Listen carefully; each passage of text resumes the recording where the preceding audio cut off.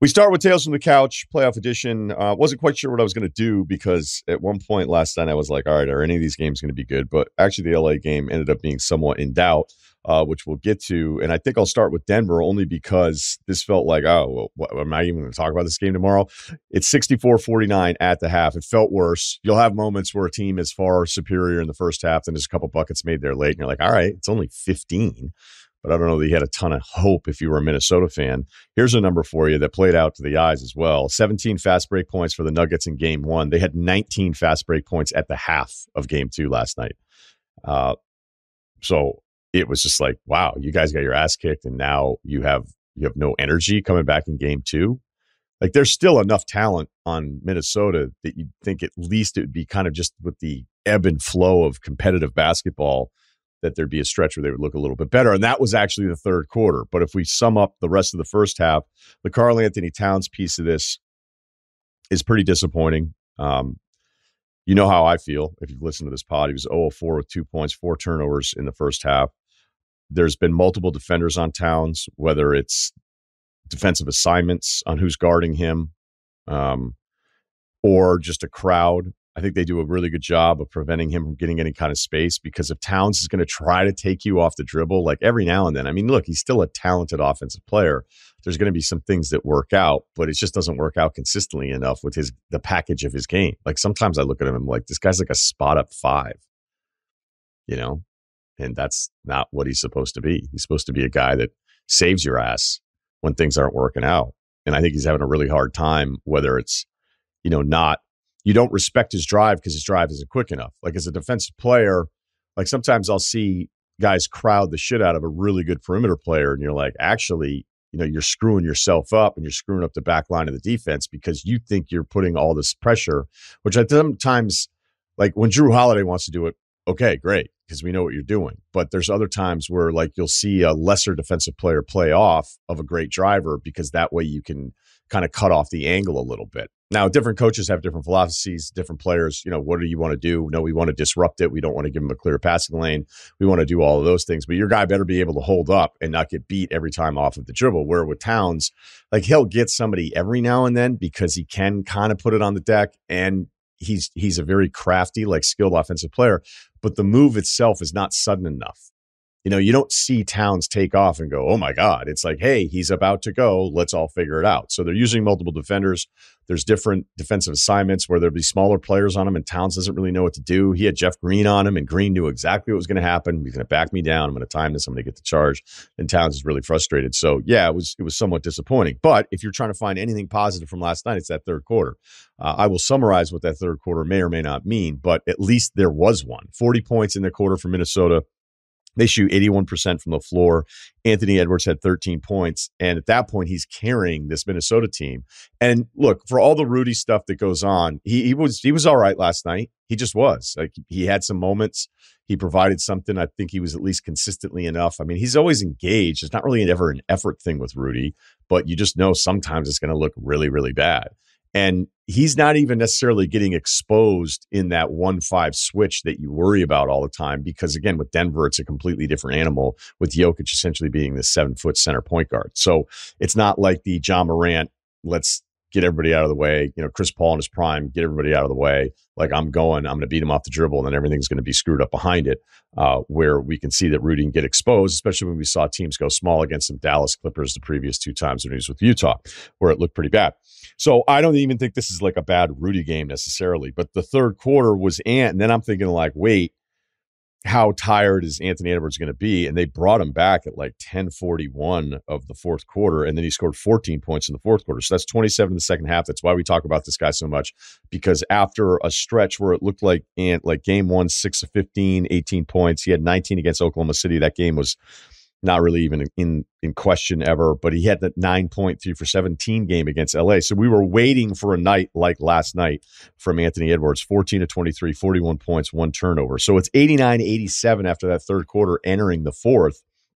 And this is the best version of Denver, where Jamal Murray is unstoppable. It's his 5th now 40-point playoff game. Michael Porter Jr. has 13 of his 16 overall points in the fourth. And, every time Porter Jr. makes some of these shots, you're just like, that list is not a double-digit list of people who can do some of the stuff he can do.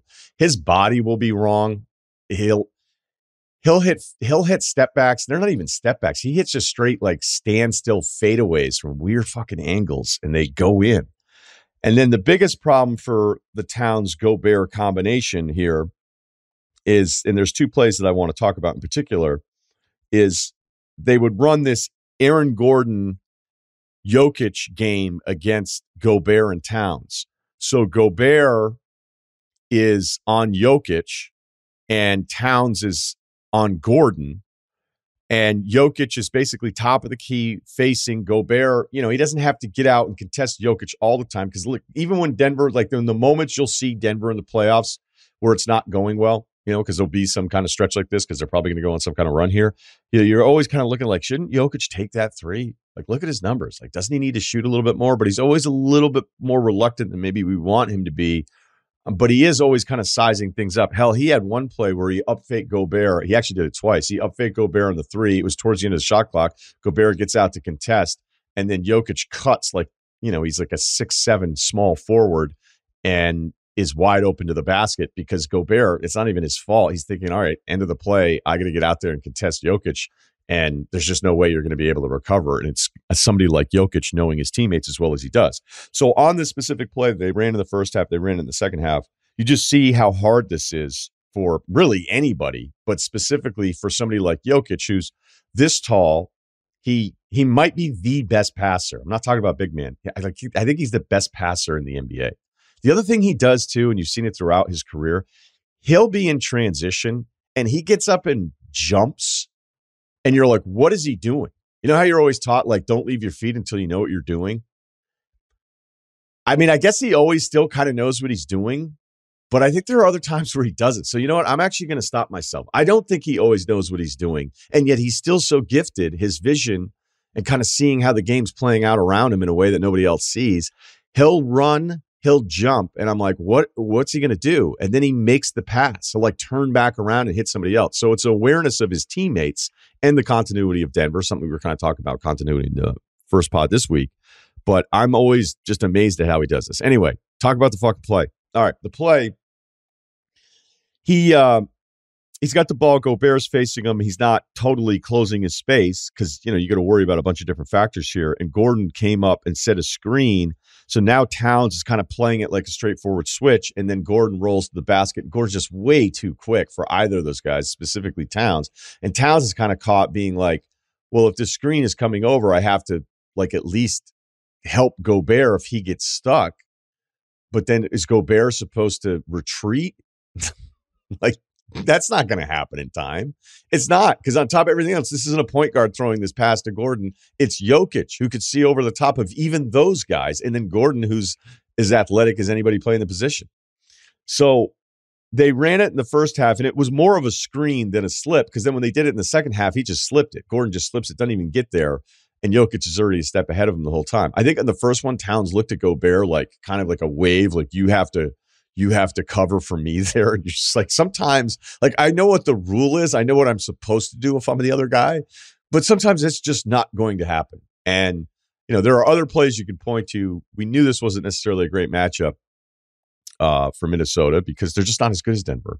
But that specific, even with that size, to see them look so helpless those two times, it's just not going to happen. So Towns, to combine it all, he's 8 of 27. He's only made 2 free throws in the series. And like I said, sometimes, I mean, I think it's really frustrating because he feels like kind of like, oh, you know, that big guy that we bring off the bench, the backup center 5. Yeah. He stretches out the defense a little bit. Yeah, that's a nice little option to have. No, he's kind of like the face of your franchise, even though it's Anthony Edwards. He's a max player and, you know, whatever. I don't want to keep talking about it over and over again. The Gobert part of this, you know, he was brought in to help the defensive situation and protect Towns a bit. Again, he wasn't the problem last night. But the defensive rebounding, which was so bad 2 years, it was 25th in Minnesota. It was only 18th this year. So I thought the technical on Gobert was kind of lame. Like, he got a foul called on him for going over the back of Jokic. But here's something you have to understand with the officiating. Like, all punishment, even officiating, nothing is consistent. So when you say, hey, it's not consistent, hey, no shit. You cracked the code. And I don't mind it being inconsistent because there are certain plays. There was actually a Towns-Gordon play on the left block extended where Towns actually grabbed Gordon's arm and kind of hooked him, but Gordon was being physical with him, and they didn't call anything. And then they called something that was like lesser on Gordon, and Gordon was really frustrated. And I get why Gordon was frustrated at the beginning of the call, because he's like, look, Towns hooked me. But it's like, yeah, but you were kind of into him, and then you fouled him the second time, even though that second thing wasn't as physical as the first thing. That's exactly what happened in this Gobert play with Jokic. Gobert got his elbow into Jokic's back, got it off, and then there was a little bit of contact the second time through, and Jokic can't complete the rebound. So I think it's great with the officials. The players seem to have a hard time with this concept. I think it's great the officials are like, all right, I'm letting this go. Well, now I'm not letting this go because they can't call everything every single time. The game would be unwatchable. So Gobert gets the tech. And the most amazing development of this story, and I'm glad the TV broadcast picked it up after the commercial break, is that I thought the tech was way too far. Gobert, I don't know if he said something I don't have information to. That's fine. Maybe I'm wrong. But it's just him being demonstrative and frustrated in game 2 of playoff game as there's all this emotion. Minnesota's coming back. And it's something that's not called all the time. I thought that was a bad tech on Gobert. But who's there consoling him and like legit consoling him, not chin up Moses Brown shit for the cameras? It was Kyle Anderson, like really going, hey, man, it's okay. It's okay. Anyway, whatever that means, I thought it was kind of a cool moment there. It's all Murray late and Michael Porter Jr. There's too much talent here for Minnesota. At least that's the way it feels. I don't know if Minnesota has something in them coming back game 1. And even though that third quarter and Anthony Edwards showing up was terrific, like my question's pretty simple. Did Minnesota find something where we're going to be looking at a 2-1 series? Or did Denver kick their ass for 6 quarters and went into the 7th quarter at home going, whatever? I kind of think it's the second one. Quicker recaps of the other two. The Doc Rivers rule in effect for the Lakers in Memphis. So no Ja. The hand thing really looked awful as it happened, too. Like, it didn't even look real, man. Neither team shot it well last night. Memphis was up 47-32 at the 47-32, and then 59-44 at the half. Memphis here, right? Minus 10 in free throw attempts at the half, all right? But at 92-86, with a few minutes left in the game, I thought LA was going to win this. I really did. But Xavier Tillman, who was the hero last night, 22 points, 13 boards, 10 of 13 from the floor, grabs an offensive rebound, kicks it out to Brooks. He hits the three, 99-88, 123 left. That basically sealed it. I don't know what Brooks' Q rating is. Like, if you don't like LeBron, you love all this stuff.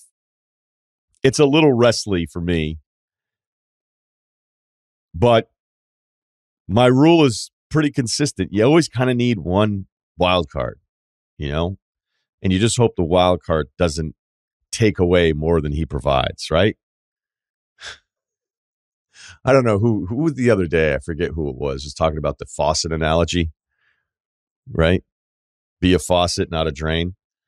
So with Brooks, I think they still kind of need him, and they needed him last night. And then he had another huge three where LeBron didn't want to get out and contest. I almost find it a little too disrespectful if you're Dylan Brooks and going at LeBron, but I can understand from like a team standpoint. I think this is kind of how this Memphis team is wired, kind of like fuck everybody. And at times it can be endearing, especially when you're young and nobody's really all that threatened by you. And then it can be annoying. I know I got annoyed last year in the Golden State series where I was like, I like Memphis, but I hope they get stomped. And that's kind of where I was with it. And I wasn't rooting for anyone last night. I don't really even know what to do with the Lakers because as we pivot this forward to the rest of the series, if you told me they were going to lose against Memphis with Ja, I'd believe you. And if you told me they were going to win the West, I don't know that I could tell you. I thought you were crazy. I wouldn't pick them, but that's the kind of variance I have here on the Lakers. Davis, despite blocking everything in the first half, 5 blocks for him, he finished 4 of 14. He just was off. He was catching it weird. He was taking off weird. He wasn't hurt. He just had a bad game. And Tillman and the Jaren Jackson front line were really the story. I thought LeBron was pressing in the way that a great player does. So, I mean, this is a positive. Like, he kind of looked around and was like, all right, Davis is missing everything. D'Angelo Russell's a no-show tonight. Rui gave him something, another 20-point game from them. It's pretty clear Darvin Ham isn't 100% sure what he wants to do.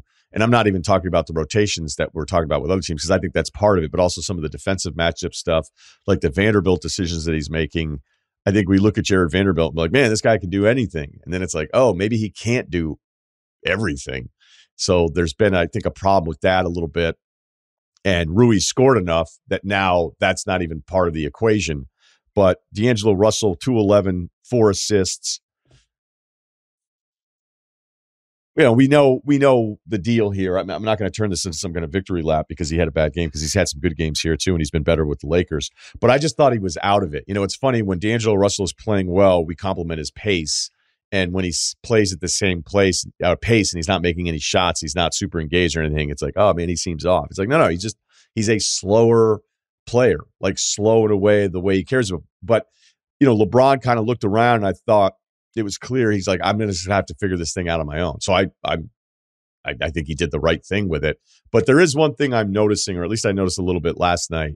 I mean, if there's a drive that's, desperation, eject button, kick out to the 3, LeBron's going to kind of pass to anybody. But I felt like there was a couple times where if Russell swung it to LeBron and there was a chance to swing it back, LeBron wasn't going to swing it back to him. So I don't know if that was a lack of confidence thing in just one game or if it's something that's developing or what, but it's just something I kind of noticed. So look, I thought the Lakers were going to pull that one out when I was sitting at home going, all right, enough of this, but credit to Memphis for evening up this series. The last game, and then I'll kind of summarize some of the other stuff here.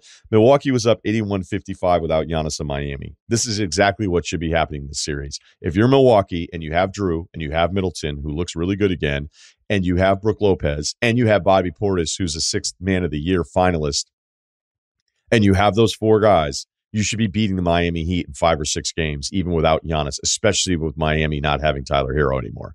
Like, they had to dust off Duncan Robinson for this one. He played like 20-plus minutes last night. So that's what should happen. Maybe it was a game 1 freak out against the Heat with Giannis going down, thinking he was maybe going to come back, doesn't come back, doesn't play in that game, doesn't play last night, as we know. Maybe that's the 1 game freak out, but like, this would actually still be an awful series loss for Milwaukee. But I know that that's kind of my baked in carryover, who I thought Miami was all regular season, and then go on a series. This is going to happen because I'll admit your boy has been shook at times already in the early part of these first rounds. Like I mentioned with the Lakers, to summarize all this or close the open, the variance of what I think they're possible of or not possible of is all over the place. Miami being up 1-0, I was like, are you fucking kidding me? But last night played much more to like what I think of the two teams. Philly, Boston have gone exactly as I'd expect. Denver, the same thing. Cleveland, New York, I don't know who's going to win. That New York last regular season game where Brunson put 48 on him, that left a mark on me. I think Cleveland's the better basketball team, and they were terrific in game 2. And I think just the intensity that they played with, which I know is kind of a cop-out on everything. LeVert was better, a lot better. I needed to acknowledge the fact, too, he's like 46% from 3 after the All-Star break, even though, I'm just never going to love kind of the way he sees basketball. I'm never really going to sign off on that. But they shut down a lot of the scores. And now you can see Tibbs kind of going like with the Quickly decision, and RJ Barrett's not playing well. Like, man. But this is probably going 7. That's one of those series that feels like it's going 7. So I'd say that's 4 series where I feel like it's playing out right. Sacramento up 2-0 on Golden State. I know the easy thing now is say, hey, Golden State sucked on the road. Like, who are you guys kidding? Yeah, but with Wiggins back and their numbers after the All-Star break, it's good enough to think that this series would be 1-1. I would have thought Golden State would come home into game 3 and put it on Sacramento because the games have been close enough to be like, all right, now we're home and we're desperate. And I still feel like they're probably wired more like a team that has something in them because they've gone to that reservoir before. They have it when other teams don't. But now with no Draymond, I don't know. And Golden State also, another one of those teams still kind of figuring out what their rotation is going to be as the playoffs are happening. And there's one thing to be adaptable with different people off your bench. It's another thing to kind of know, how do we want to close? Like, what's our closing 5? That's a weird position to be in. And we've got like 3 teams that are doing that right now in the playoffs. And no Draymond suspended. Did he deserve the suspension? In a vacuum, maybe not. But, the thing that, as much as I respect what Draymond has been as a player and what he's meant to this team, the part that I can never get with is the victim deal where we know that's coming. I always think it's weird when the guy that fucks up all the time is like, I've got this, people got a target on my back. It's like showing up to work late all the time. Like, yeah, just people doubting me left and right. Like, are you the fucking one showing up late? Yeah, I know, but, people get these misconceptions. It just follows me everywhere. You're like, you're the one giving them the ammunition to doubt you, man. So Draymond getting suspended is a culmination of everything that's happened before. I'm not as outraged as other people are. I think some of these suspensions, especially in the playoffs, it's just a bit too much, man. But, Draymond also, after he gets kicked out, can't let it go, has to put on the whole wrestling show. And it's just weird. I just wonder, what's the motivation behind this? You already went through this, man. How do you not want to be there for your teammates when they desperately need you? Because you know what? Draymond's been fucking awesome in his role this year. That guy plays his ass off. You need that guy out there. Now you're down 2-0 and you're going to get suspended because you wanted to start yelling at everybody. Ultimately, even if it's excessive, it's kind of what'd you think was going to happen? Yeah, this would be cool. Commissioner's here. Start calling fans pussies. Start swearing into the camera. Awesome. If he just wants to pivot into the media thing, let the next team that wants to pay him know. All right. To close here, when it was 59-54, LA up against Phoenix in game 2, I was just at home going, are you fucking kidding me? Yeah, no, serious. I'm sitting there going, why do you watch this for 6 straight months? 6 straight months. Why do you watch all of this? And now this is going to happen. Do you know anything? Have a little more balance in your life. Yeah, these are the deep questions I was asking myself at halftime. I just sat there. Usually I try to get up, if there's a break and there's no other games on. All right, get up, move around, do something. Pound out some kilowatts. And to see Kawhi play like this over 80 minutes, 35 a game, 6.5 boards, 6 assists, 2 steals a game. He's 55% from the floor. He's 60% from 3. He's made 15 free throws. He gets into a crowd and you think he's going to lose the ball, and he is so strong. He's DeAndre Hopkins of basketball. There is no 50-50 ball with Kawhi Leonard. It's his ball. And to see him do what he does and then play the defense he's playing, where you're like, what is this? Because I still felt defensively the regular season, he knows better than I do, right? He can coast at times, figure it out when he first came back. And I think Kawhi reputationally has had moments defensively where it's yeah, he's actually not that guy anymore. And to see what he looked like in these 2 games, I'm like, okay, Phoenix is in real trouble. However, between Booker, Durant only took 6 shots in the second half, I think. And then Chris Paul late, and that action that I kind of criticized at the end of game 1, even though Chris Paul got good looks at the end of game 1. And I'd still say in game 2, he's having more hesitant moments than I would like to see from him. He hit 3 huge shots, and it was a real difference. And I don't know if they're going to keep running this because of the defense that's being played on Booker and Durant. I'd still like some second thing to happen off of the Ayton Paul thing, which they've done, by the way, We also didn't see the bench mob to close the third quarter, which I couldn't believe Monty Williams did after game 1 that Bill and I talked about on Sunday. But yes, this series is messing me up a bit. Not that I thought that the Clippers were going to get swept here, but this is 2 games where I'm going, all right, this is a lot closer than you ever thought. And at the half, I'm like, what is the point of anything that you do? I was having real doubts about myself, but felt better after the next 24 minutes.